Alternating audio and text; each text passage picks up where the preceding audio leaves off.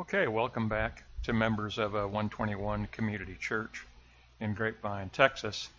In our brand new study, we're going to take a look at Dr. G.S. Moss, a world-renowned Hegel scholar, and his book entitled Hegel's Foundation-Free Metaphysics, published in 2020. And we're just going to get started. And for Moss, Hegel's metaphysics is a metaphysics of aletheism. Remember, in Greek, aletheia is truth. And so it's a metaphysics of two, truth, two perspectives on truth. A metaphysics on two perspectives concerning truth.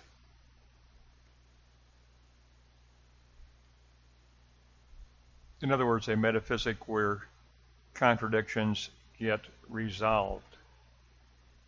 Dialetheism. We're going to begin with I'm looking at the logic of Hegel's metaphysics. It's going to be pages 255 to 265.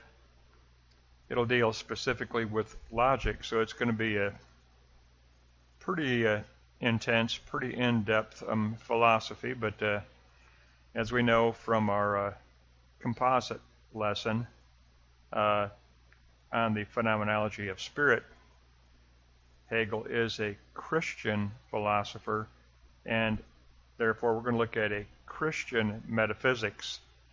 And today, metaphysics is ignored. I mean, let's be honest. Today, if you study philosophy, you're going to study Wittgenstein, you're going to study linguistic analysis. Metaphysics is rarely even offered as a course of study anymore, because metaphysics is outside the realm of the phenomenal. It's in the realm of the noumenal. Metaphysics concerns the realm of spirit, and today the realm of spirit is by and large ignored as a justifiable area of study, unless you're going to a seminary or a divinity school. But in a just regular secular university environment, I doubt if you're going to find any seminar on metaphysics. But Hegel believed that metaphysics was not only possible, but that it was responsible on the part of the self to develop a genuine philosophical metaphysics. And we discovered that in our study of the phenomenology. But now we're going to move on to some in-depth study of Hegel, and it's going to be specifically aimed at his metaphysics. And today we're going to look at the logic, and it's a logic of dialetheism, two perspectives on truth. Aletheia in Greek is truth, di is two, so two truth perspectives. So we're going to take a look at this lesson, this first lesson to get us started. Let's go to block 1 and we'll take a look at the logic of Hegel's metaphysics. In itself, it consists of the dialectic between identity and difference, leading to contradiction or dialetheism.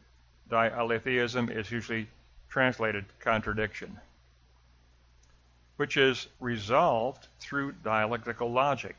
For Hegel, contradiction is always resolvable. It can be resolved through the Aufheben dialectic of becoming, through negation.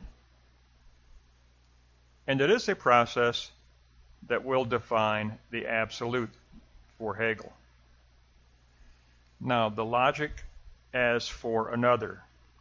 Difference begins as simple difference of a concept, and those differences are conceived as the outer finite being of our experience and the concealed inner spiritual being of our experience.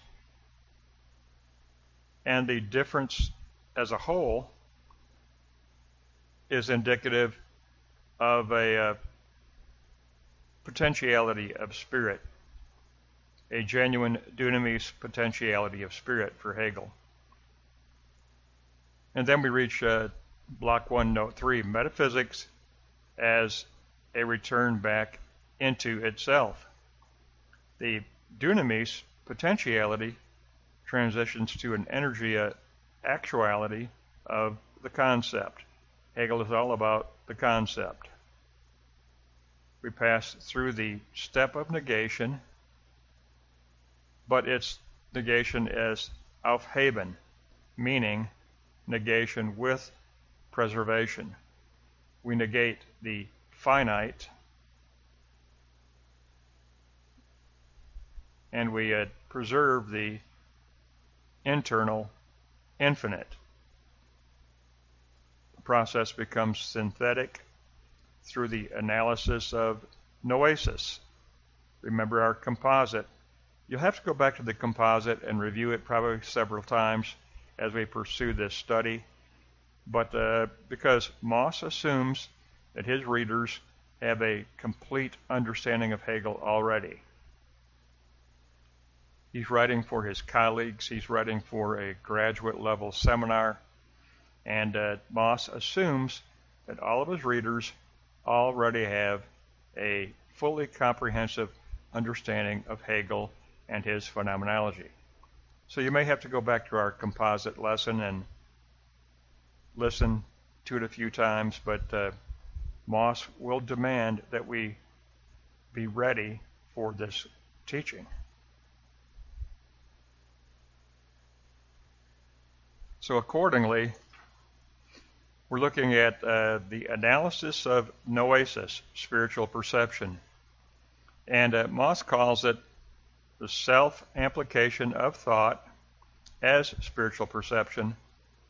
And then we reach the aletheia truth as the concept in agreement with itself. Therefore, we reach, according to Moss, resolved dialetheism. So yes, Hegel begins with contradiction, but Hegel concludes with resolved dialetheism, resolved contradiction. The contradiction of the finite and the infinite become resolved in Hegel's Metaphysics of Logic. Now we move on to Block 2. We're going to take a look at the essence. The Block 1 was the logic of Hegel's metaphysics. Block 2, we take a look at the essence of Hegel's metaphysics, and that is concept, of course. Hegel is all about the concept. So the essence of Hegel's metaphysics is concept.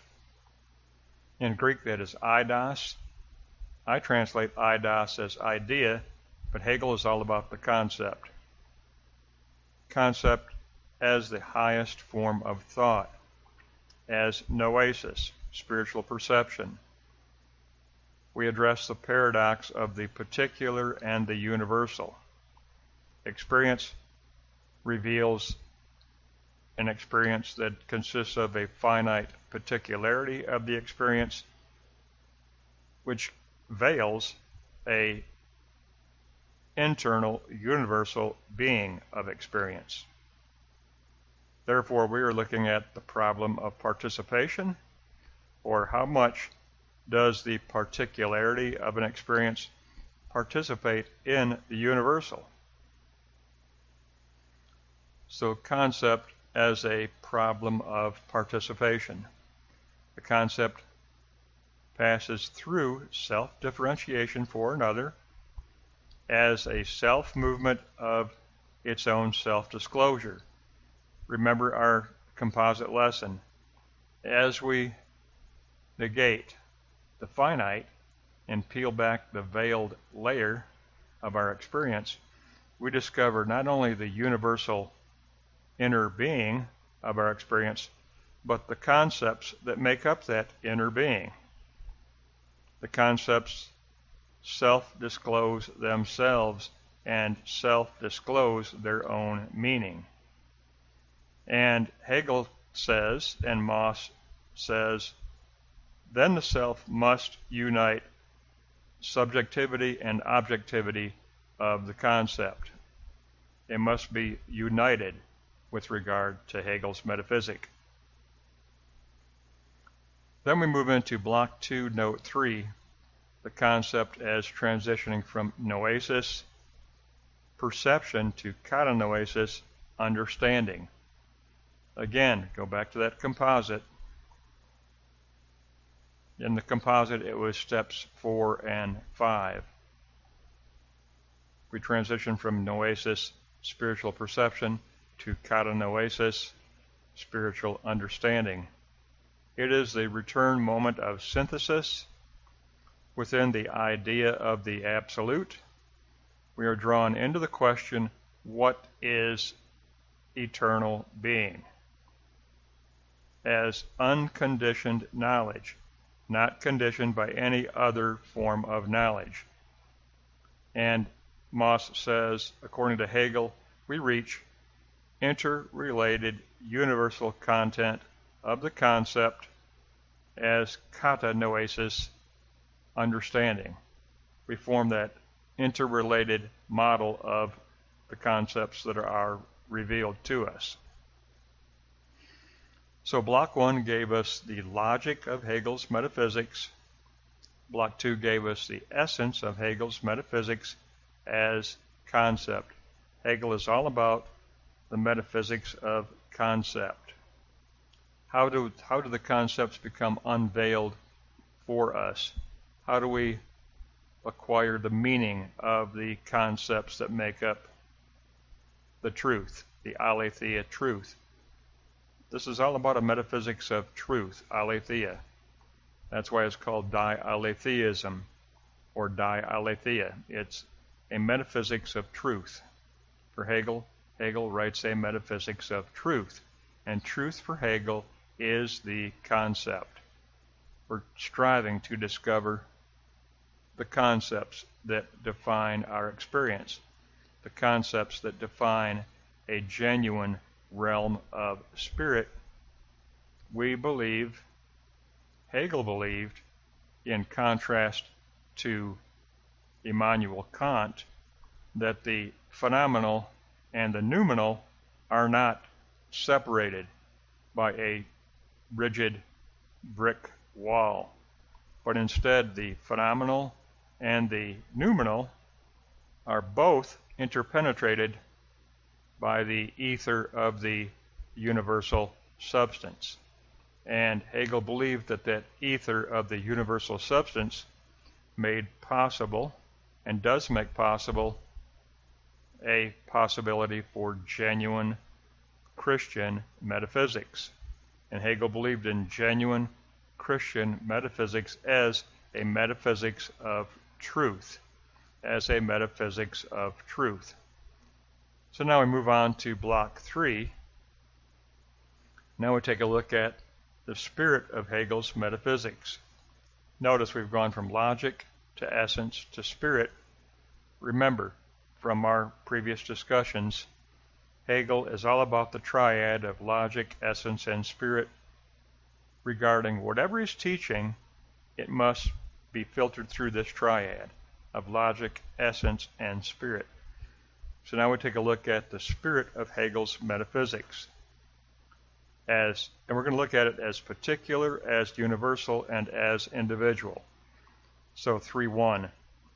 As a particular construct, concept is modeled on a particular construct of the absolute.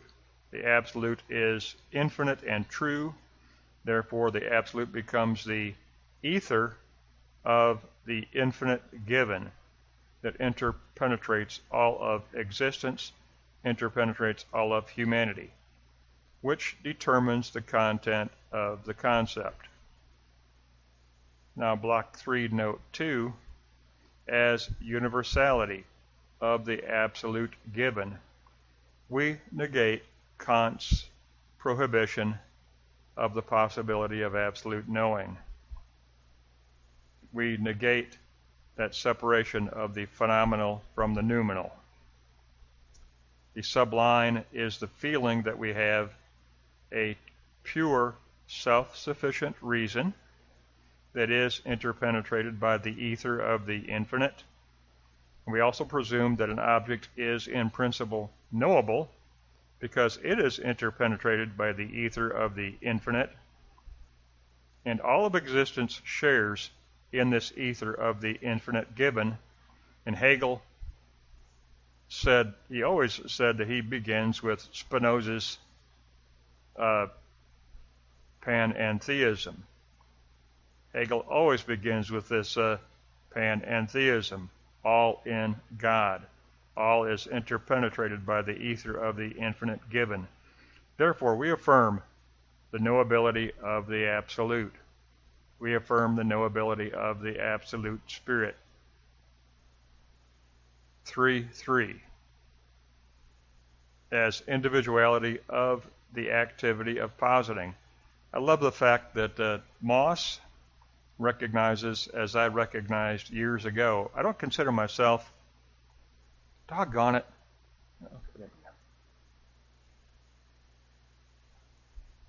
Okay, I'm back. I had to pause my machine there for a minute. I recognize, along with Moss, that the key to Hegel, and I mean this, the key is to understand that the realm of spirit for Hegel is the realm of positing. If you can understand the realm of positing, you will be able to grasp Hegel.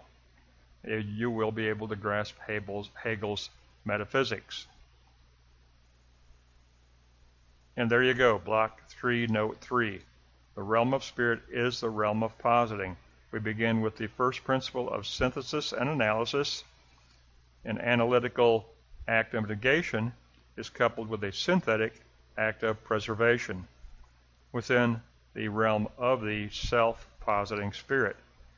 Therefore, knowing can be constituted by the finite structure that also contains and veils an inner, infinite spiritual being. That's going to wrap up our first lesson in Hegel's Metaphysics by Dr. Moss. Very, very powerful first lesson on a logic of metaphysics.